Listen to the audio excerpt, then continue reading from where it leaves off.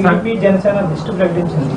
మేము ప్రజలకు జవాబుదారీతనంగా ఉన్న అభ్యర్థులను ఎంపిక చేశాం. వైసీపీ కన్సాంటిల్ వుడ్ వ్యాపారుల్ని అరాచక శక్తుల్ని అభ్యర్థులుగా నిలబెడుతుంది.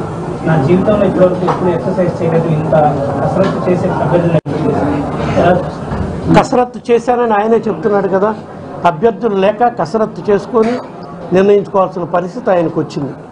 కానీ మా పార్టీలో ఫస్ట్ నుంచి జెండాలు మోస్తూ అధికారంలో ఉన్నా లేకపోయినా ప్రజలకు అండగా ఉంటున్న వాళ్ళకే గెలుపు అవకాశాలను దృష్టిలో పెట్టుకొని సీట్లు ఇవ్వటం జరిగింది.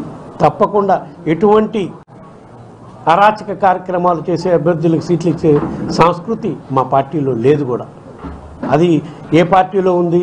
లోగడ ఏ విధంగా గవర్నమెంట్ అధికారులను చుట్టుపట్టుకొని కొట్టారు, జుట్టుపట్టుకొని ఈడ్చారు, అవన్నీ ఎవరి సాంప్రదాయమో ప్రజలకు తెలుసు, మీకు తెలుసు.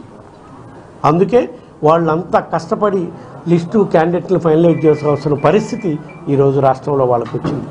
ఇంకా దాదాపు 30-40 స్థానాల్లో అయితే వాళ్ళకి అభ్యర్థులే ఇంకా ఎత్తుక్కునే పరిస్థితిలో ఉన్నారు. ఈరోజు రాష్ట్రంలో అటువంటి పరిస్థితి ప్రతిపక్ష పార్టీలు ఎదుర్కొంటున్నాయని చెప్పి ఈ సందర్భంగా తెలియజేసుకుంటూ ఉన్నాం.